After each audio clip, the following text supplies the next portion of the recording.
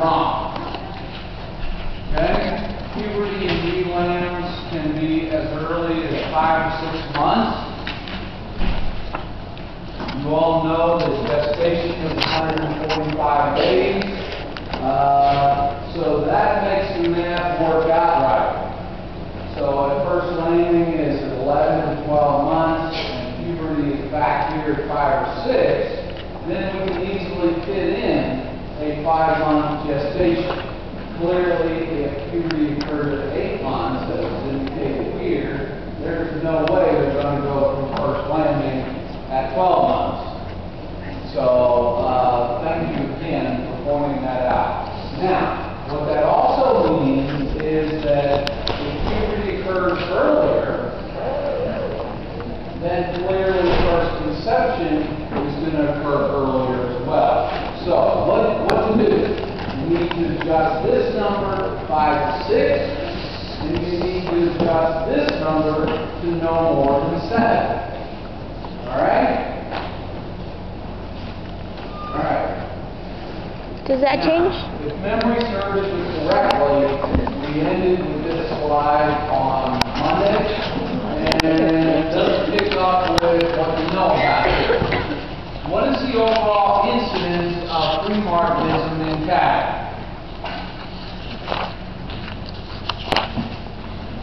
Alright, let's keep the element one bite at a time. How would you figure that out?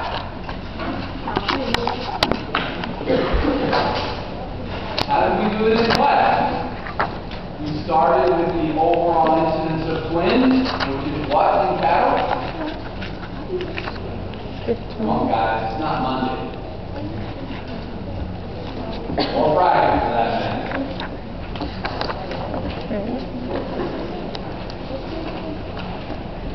Alright, I'm going to go out on a limb here, and you figure it out. We're moving on. It's very simple. Just figure it out. Alright. Other aberrations of sexual differentiation include things like segmental aplasia, where a portion of the tubular tract is missing or very infantile. An example would be in short-horned cattle that are predominantly white in terms of hair coat color. Portions of the uterine horn, portions of the oviduct may be missing. Clearly, this has major consequences in terms of fertility. Now, I'm not going to talk about it in any detail, but in goats, for example, there are hermaphrodites, animals that have phenotypic characteristics of both genders that are linked to the pole gene. Pole meaning genetically no horn. So there are all kinds of aberrations of sexual differentiation that can occur. Alright? And pre-Martinism is one of those. We just happen to highlight. Now, in terms of that sequence of events, the next major one to talk about is puberty, and let's define puberty before we get too far into this. In females, puberty is the first spontaneous ovulation. Now, why did I stick a word in on it? If I have a 4-month-old calf, if I give her the right injections of hormones, I can force her to ovulate. No problem. But that's not really indicative of that animal reaching puberty. Alright? So, the word spontaneous means that this animal is doing it on her own as she grows, matures, and develops. Alright? So, thinking about this first ovulation as the animal doing it spontaneously is kind of important. And this leads to the first opportunity to conceive or to get pregnant. Alright? Now, in males, We haven't talked about the sequence of cellular differentiation in spermatogenesis yet. We will soon. Alright? But the final type of cell is a spermatozoa. And they look like a tadpole. Right? Everybody knows that. All the cells that precede that are cuboidal, or round, spherical. Alright? The cell that immediately precedes the appearance of spermatozoa are called spermatids. Now, why people way back decided that this was the indication of puberty in males, I'm sorry, I have absolutely no idea. But it is cumbersome. Alright? But that's the definition. Now, let's translate that to practical terms. If, in fact, there are spermatozoa present in the seminiferous tubule, then this male is very, very close to producing spermatozoa. Alright? Now, one distinction that you really need to make here is that just because a female has reached puberty or a male has reached puberty, that is not even close to sexual maturity. In terms of body size, in terms of uterine capacity, in terms of ovulation rate, any way you want to think about sexual maturity. Puberty itself is just the beginning. It's not sexual maturity. Alright? Now, I'm going to go to the next slide, but the point in the next slide is written right here. That puberty does not limit reproductive success in livestock.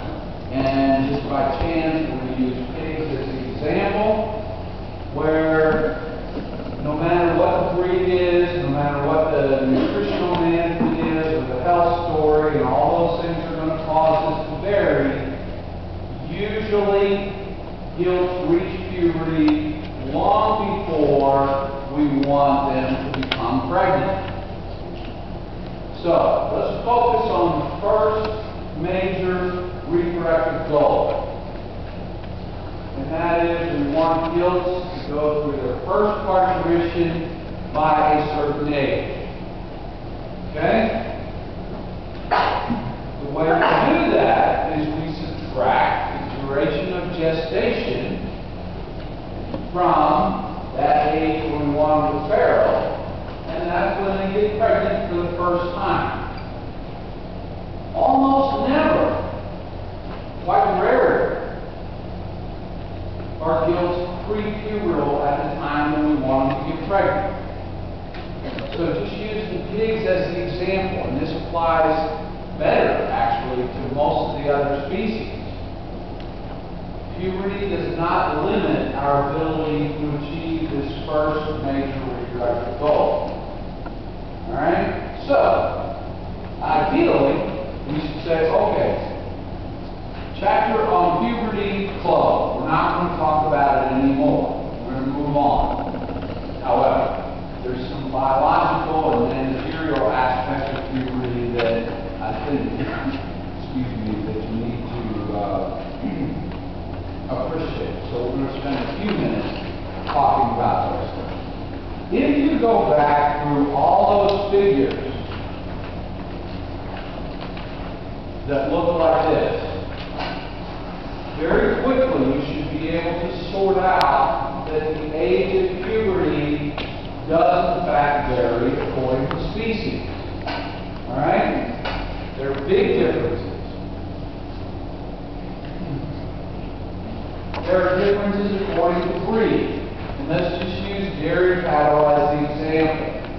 If we take a rather small frame breed like Jerseys, compared to larger frame breeds like Holstein and Brown Swiss, the smaller frame, earlier maturing breeds reach puberty at a younger age. Alright? And this principle of whether you view it as frame size or age at maturity, this principle goes through all species. Alright?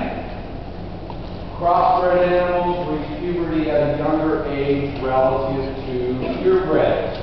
And this is obviously related to hybrid vigor, heterosis, and the fact that the crossbred grows faster. All right? Gender. Males are older than females. So another way to think about that, and I'm not going to get into this argument here, but females are more precocious in many ways than males are. I remember when my daughter was about 13, she came home with this sticker that said, "Boys are stupid, throw rocks at them." And that's still in her possession, actually. So anyway, males are older than females when they reach puberty. Now, this is a biggie, and we need to talk about this because it's not as simple as dietary energy, although this is a big player in the story. If you think about two groups of animals, ones that are fed at 100% of NRC for energy, and others that are fed at 70 or 80%.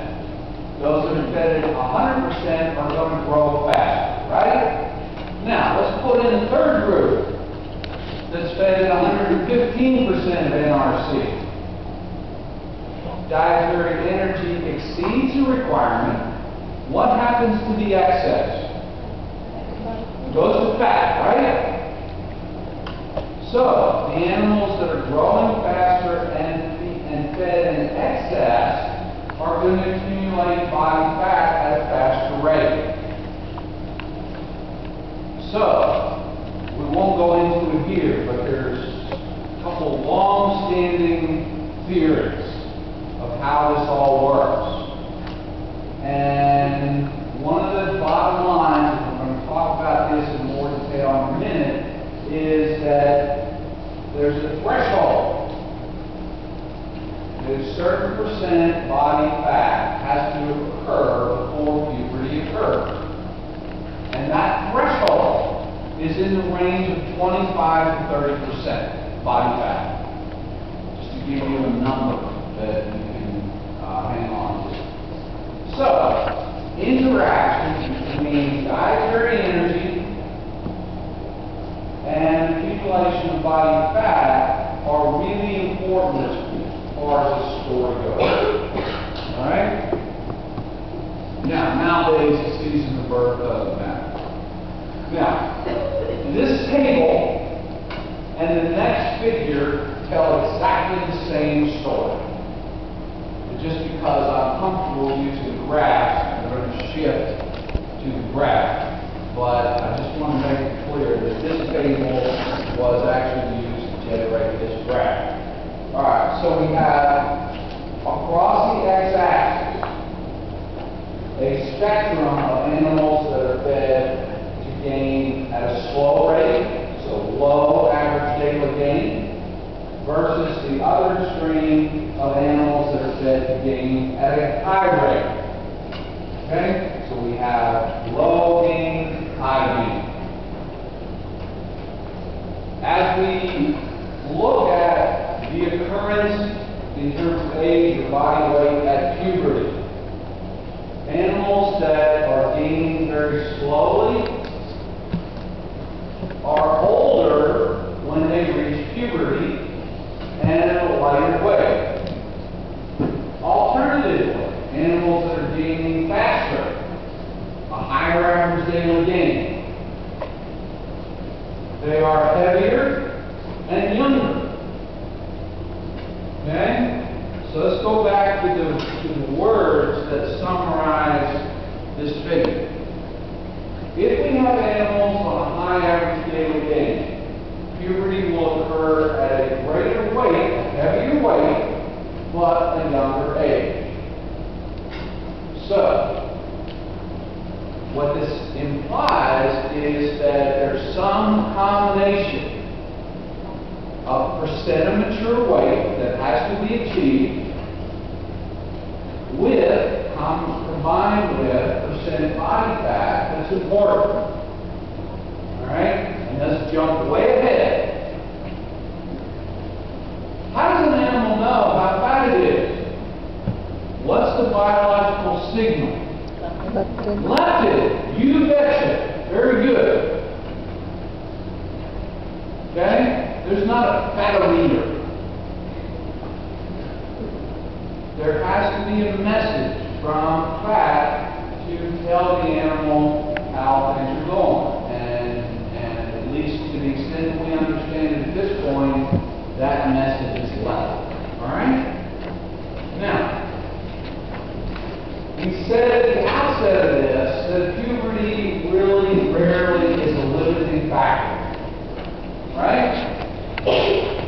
Except if as a manager we screw up and don't pay attention to the health of the animals, we don't vaccinate rigorously, we don't pay attention to biosecurity, we bring in animals from all over the place and just stick them in with our herd or flock, all those kinds of things could lead to health problems that are going to delay the onset of puberty. Okay? So if we don't pay attention to the health story, we can have problems. Yes? I'm sorry? It could. And I'll try and bring that back in just a minute. So we have health issues. Alright? The other biggie, and there are two biggies in this, health and rate of gain. We've already talked about that. So we can delay puberty if we don't pay attention to doing a good job of health management or a good job of nutritional management. Now, question came up about compensatory gain. If we have a group of females that we put on a just above maintenance diet, so we're backgrounding, right? They're not growing very fast. If we kept them on that backgrounding sort of management, what's going to happen in terms of occurrence of puberty? Very, very delayed, right?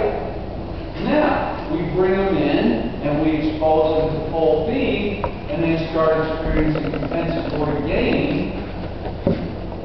Will they reach puberty before contemporaries that have been on full feed all the time? Frankly, I don't know. I would argue that they would not.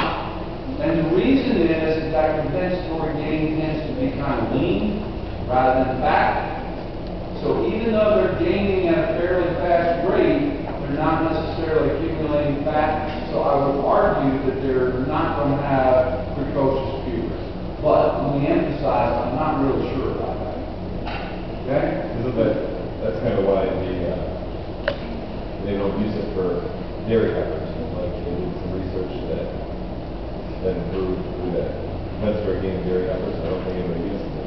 Oh, nobody uses it. Yeah. Okay. Now,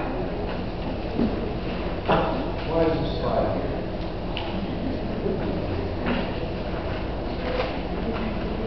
I think this slide is put in here just to remind us again that puberty doesn't limit the big picture of reproductive performance. But the other thing is it leads into a discussion of a little bit more of the biology of what's happening. Now, unfortunately, we need to take some time with this slide, and this is going to be a mixture of new information and a review of kind of where we've been. All right.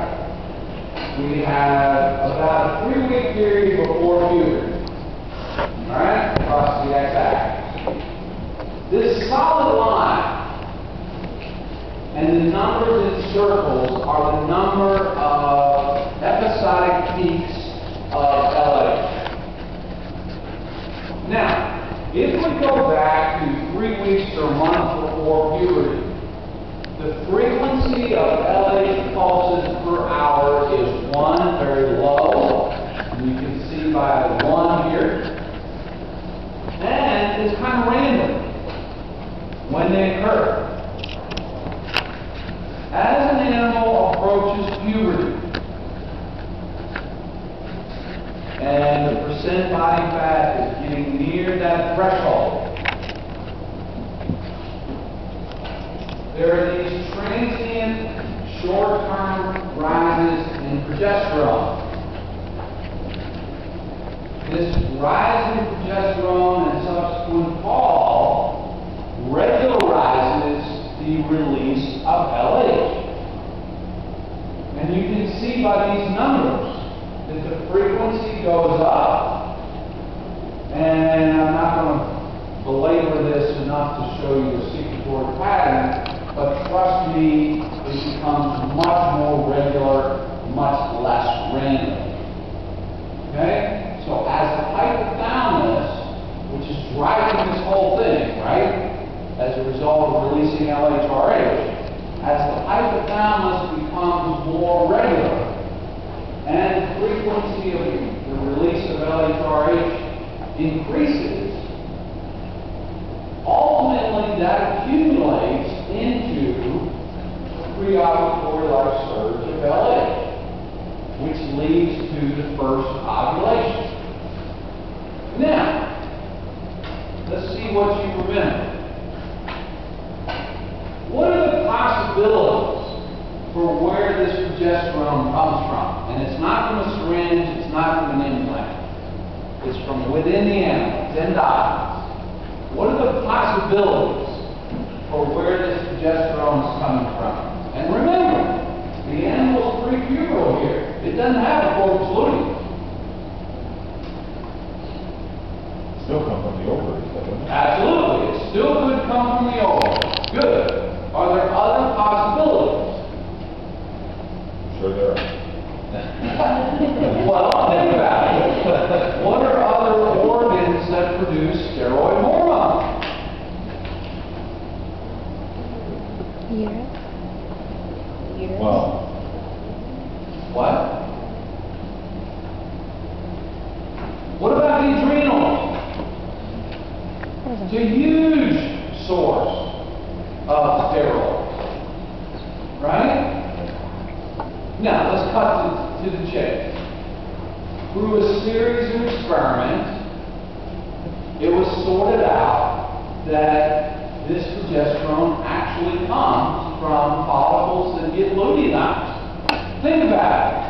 As the secretion of LH goes up, these follicles have receptor for LH, and they're going to respond to it. Not in terms of ovulation, but in terms of converting granulosa and thecal cells to luteal cells. So for a short period of time, maybe as much as a week, these luteinized follicles are present and produce progesterone. And this transient increase in progesterone really helps set the stage for secretion of LHRH and secretion of LH that leads to this preovulatory release of LH. So this is all part of the process. These preovulatory transient rises in progesterone. Now, another idea. Focus on the bottom part of this cartoon. In a young female, they have follicles. These follicles produce estradiol. In a young female, estradiol has a very high effect in terms of reducing LH secretion. Okay? So, in young animals, the negative feedback effects of estradiol are high. As the animal grows, as the animal accumulates fat, as the animal matures, the effectiveness of estradiol to suppress LH goes down. So as they approach puberty, the effect of estradiol to suppress LH secretion has decreased substantially. Okay? Think about it in this way. Take a generic female human. Okay? So I don't get accused of picking on anybody in this room. You're 6 years old. Becoming a mother is not even in your thought pattern, right? Not really. So, it's to your advantage to not be able to ovulate. So, early on, as a very young female, the system is designed to make sure that you cannot ovulate. As you approach menarche in the human world, or puberty in the livestock world, that signal is less and less effective. Now, this whole idea that's illustrated here is referred to as the gonadostat theory. The gonad itself stops itself from ovulating. Okay? Now, it's clearly incorrect in that the estradiol is blocking the secretion of LH, so that there's no stimulus for ovulation.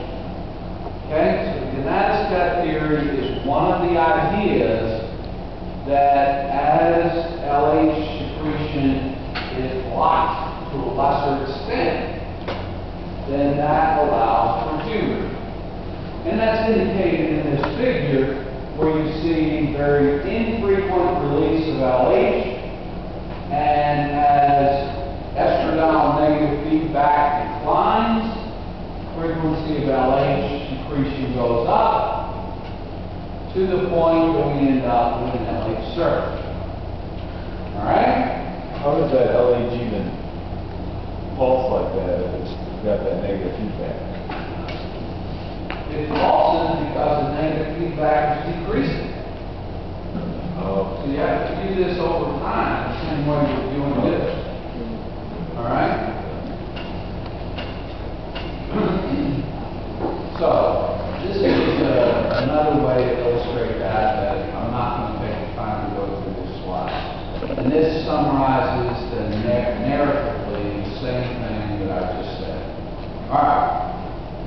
Another idea, and we've alluded to this as we've gone through, is the lipostat theory.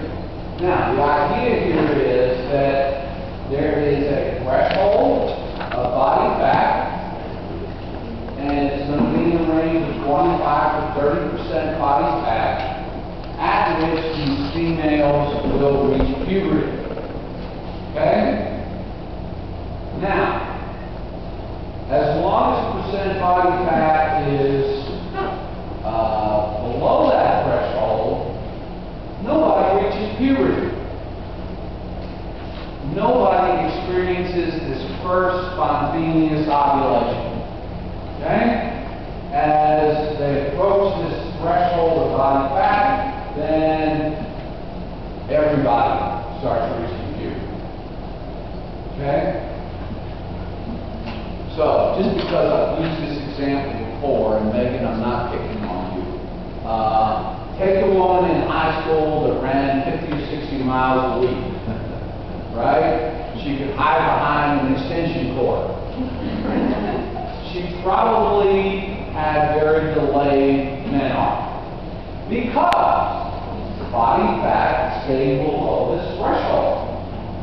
Now, think about this in terms of the management pickups that we can impose on livestock. If we knowingly or out of ignorance underfeed animals, they're not going to accumulate body fat at the rate that they should. So, puberty is going to be delayed. In addition, if we knowingly or out of ignorance don't manage the health situation right, so the growth is limited, body fat is not going to accumulate, and consequently, puberty will be delayed. So all these things play together. Now, let's go back and integrate what we just talked about with something else.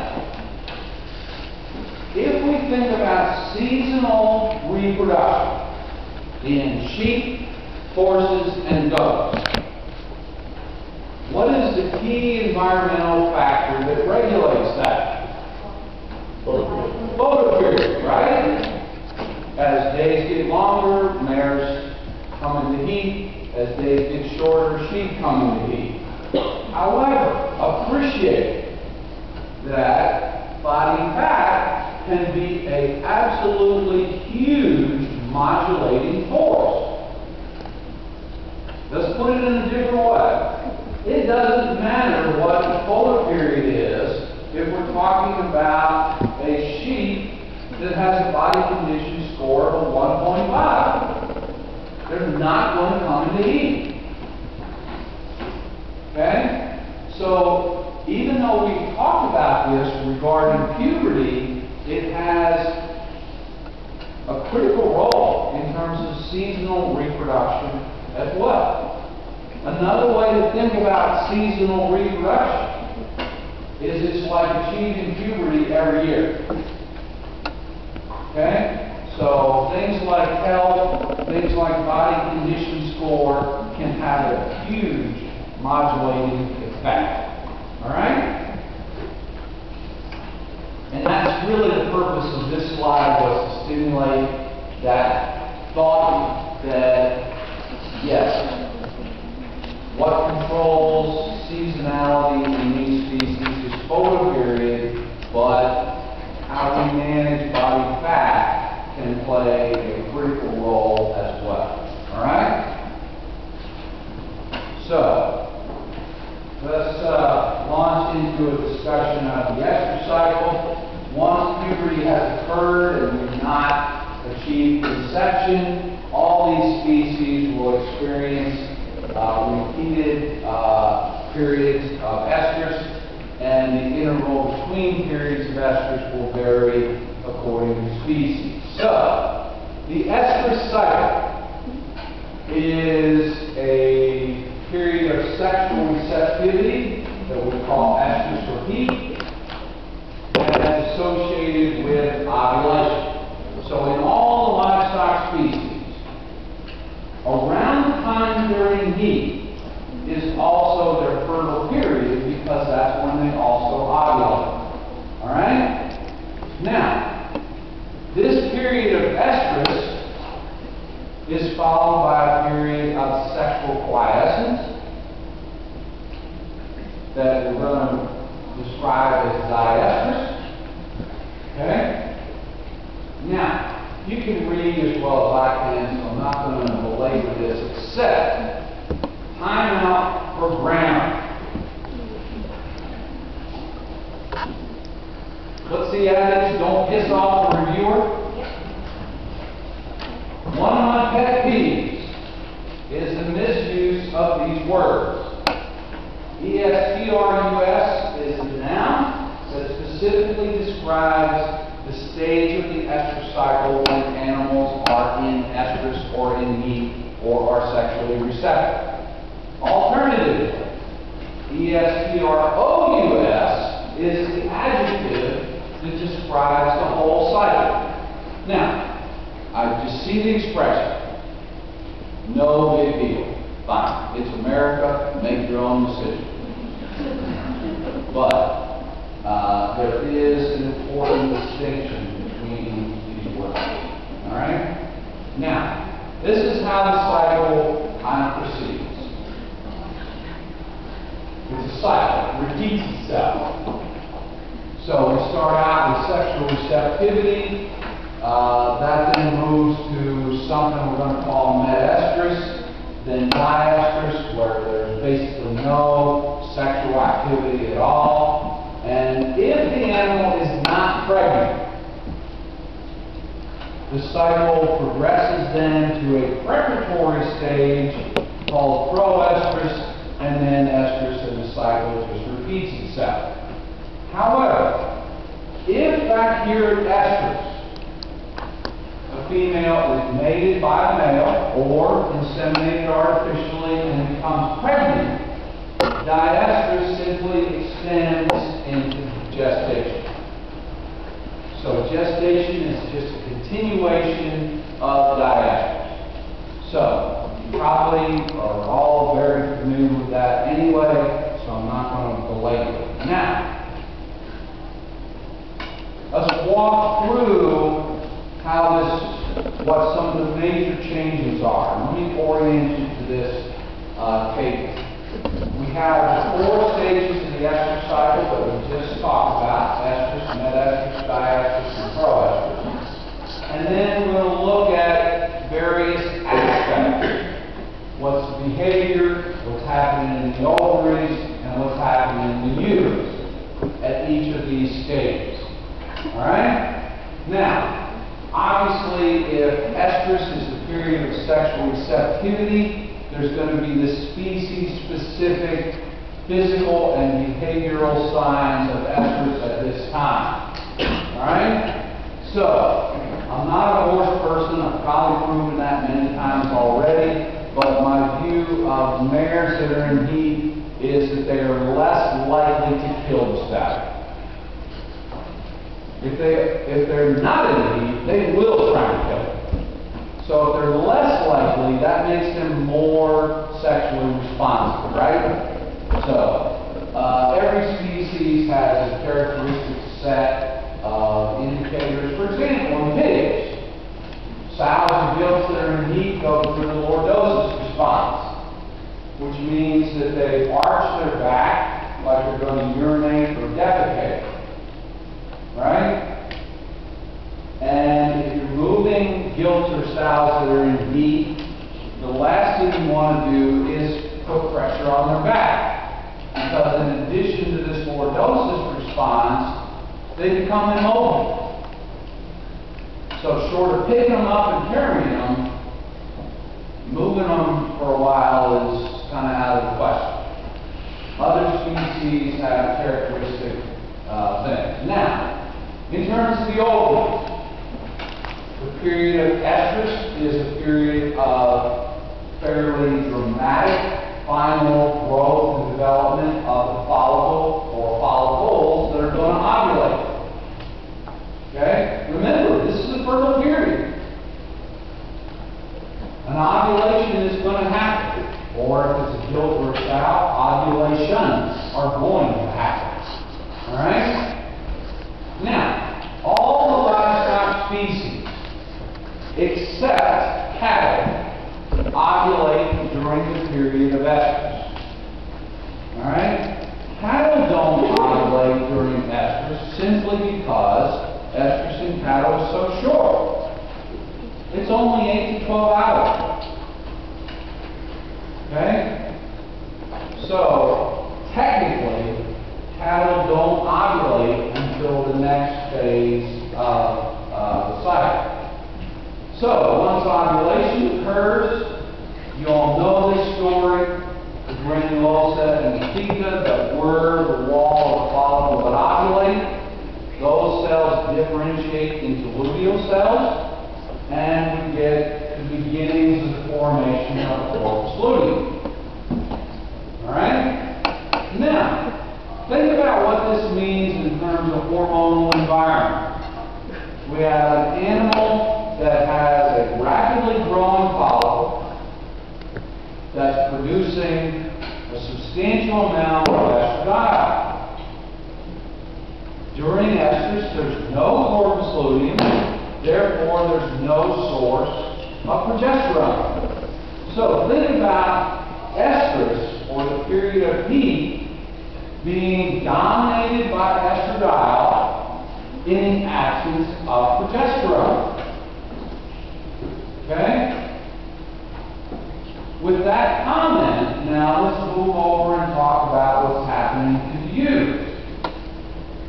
In livestock, under this hormonal environment of high estradiol, low progesterone, the uterus essentially becomes erect or very turgid. Okay? Because there's a tremendous increase in the flow of blood to the uterus during this time. Okay? In addition to the increase in flow of blood, estradiol increases the frequency of uterine contractions. The myometrium becomes very active, and out of every 10 contractions, most of them are moving from the cervix toward the oviduct. So, a couple of things I slipped in on you. The activity of the myometrium increases, and under the influence of estradiol, it gives direction to those contractions. Alright? And that makes sense, right? Because we want to transport spermatozoa from the cervix to the oviduct. If we transport them the other way, they end up on the ground. And that's not what we want to do. So, because of this increase in blood flow, the uterine weight increases.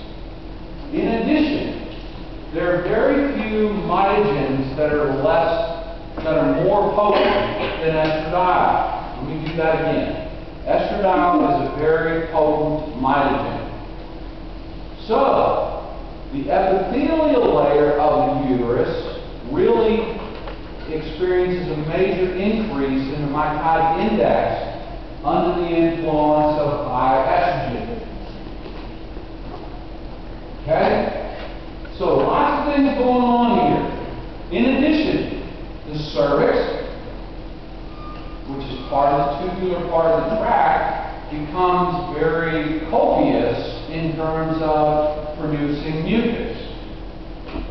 And those of you who have been around livestock and when they're being inseminated, there's the volume varies, but usually there's a much larger volume of crystal clear mucus that's produced during this time. Alright, so let's take this one step further. Now, as a result of ovulation, the ovary is no longer capable of producing large amounts of estradiol. The follicle that was producing estradiol is gone. Right? It ovulated. That structure is now becoming a corpus luteum. So during this metaestrus phase of the cycle, it's very much a transition. Estradiol is going down sharply or is already down in the blood. Progesterone is starting to go up. So metaestrus is a period of no real dominance in terms of any ovarian steroid. What's the time frame on that? Is that long, short? It varies a little bit with species, but in cattle it's going to be 2 to 3 days at most. Okay? So it's very much a transition phase of the estrous cycle. So because we've lost estradiol, this whole thing of sexual receptivity disappears. Again, just a reminder that in cattle, this is when ovulation occurs simply because the duration of estrus in cattle is so short. Alright? The corpus luteum continues to grow and develop. Now, in uterus, because the follicle ovulates and estradiol goes down precipitously, the capillaries in the uterus become leaky. So leaky, in fact, that in many of the species, they experience what's called diapedesis. And this is where red blood cells actually get out of the capillary and become part of the secretion of the uterus. So it's not at all unusual, for example, in heifers, that 90-some% of them, 2 to 3 days after they were in heat, you see a bloody mucus discharge. In cows, it's about 2/3. Okay? So this is common. It means nothing in terms of whether or not they got pregnant, what gender the calf is going to be. It means, and these are all realistic wives' tales that exist out in the real world. All it means is that if that's all you saw, you missed the heat. That's what it really means. Okay? So, mucus production goes down and it's associated with this bloody discharge. Now, if we move one step further, then we're now in diestrus. Now, think about the hormonal situation. We've sort of introduced the concept that follicular growth occurs continuously. It's not just confined to esters, all right? And I know we've not talked about that in great detail, but let me just give you the concept. Groups of follicles start growing, okay? And this process starts out every 7 to 10 days throughout the whole ester cycle. And let me cut this short and say that this pattern, groups of follicles growing, dying off, and new groups starting, is described as follicular waves. And trust me, we'll come back and talk about that more later. The concept for now is that follicular growth occurs continuously, never ever stops, throughout pregnancy, the whole business. Okay? The corpus luteum continues to grow and mature. So, what's the hormonal situation now, folks? We have up and down estradiol as these waves of follicles grow and die. And we have sort of a plateau, if you will, of progesterone from the corpus luteum. Okay? So, with that background, under the influence of predominantly progesterone, the endometrium thickens simply because of hypertrophy, not hyperplasia. Hyperplasia occurred up here under the influence of estradiol. Okay? The big thing that happens is that the endometrium begins to take on a secretory function. Alright? More on that in just a second. Well, let's deal with it now. The animal was just in heat a week, 10 days ago. It has prepared the uterus as if conception occurred. Before implantation, the survival of these embryos depends on the uterine environment. So, much of what these secretions are all about is to provide a nutritive environment that the embryo can survive and thrive, right? And the establishment of that environment is because of progesterone from the corpus luteum. Think about the word progesterone. Progestational. It promotes gestation. That's what it's all about. Alright? So, the other big thing that happens, it's not in this slide, is as progesterone becomes the dominant hormone from the corpus luteum, the myometrium becomes very quiescent, very tranquil. Okay? And if you think about that, that makes some sense. Why put this embryo in a roller coaster sort of experience? Now, the exception to that is mares. Mares literally play pinball with their embryo. The more times the embryo contacts the endometrium and is expelled to contact it somewhere else, the higher the success of pregnancy. So mares are very much the exception where there's not this tranquil environment that we've described with the other species. Alright? Now, let's finish this up tomorrow. I am in the midst of